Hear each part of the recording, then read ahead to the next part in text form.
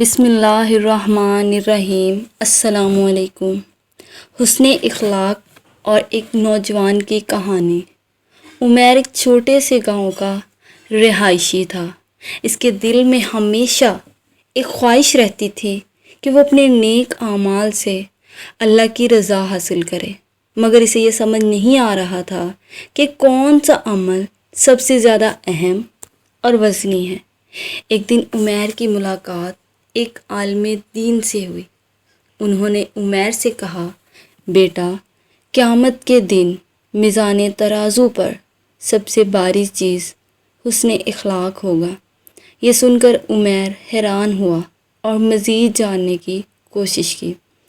عالم دین نے عمیر کو قرآن اور حدیث کی روشنی میں سمجھایا۔ قرآن مجید میں اللہ تعالیٰ فرماتا ہے، اور تم لوگ اچھے اخلاق کا مظاہرہ کرو۔ نبی کریم صلی اللہ علیہ وآلہ وسلم نے فرمایا، قیامت کے دن مومن کے میزان میں سب سے زیادہ وزنی چیز حسن اخلاق ہوگی۔ نبی کریم صلی اللہ علیہ وآلہ وسلم کی دعا حضرت عائشہ رضی اللہ تعالی عنہ بیان فرماتی ہیں کہ جناب رسول صلی اللہ علیہ وآلہ وسلم یہ دعا فرمایا کرتے تھے کہ اے اللہ، تو نے میری صورت جس طرح حسین بنائی ہے، اسی طرح میری سیرت کو بھی حسین بنا دے۔ زندگی میں تبدیلی۔ عمیر نے اپنی زندگی میں حسن اخلاق کو اپنانا شروع کیا۔ اس نے لوگوں سے محبت اور احترام کے ساتھ بات کرنا شروع کیا، دوسروں کی مدد کی اور اپنے قول و فعل میں سچائی اور دیانتداری کو برقرار رکھا۔ اس کے حسن اخلاق نے نہ صرف اس کی اپنی زندگی کو بہتر بنایا، بلکہ اس کے آس پاس کے لوگوں کو بھی متاثر کیا۔ حسن اخلاق کی برکتیں۔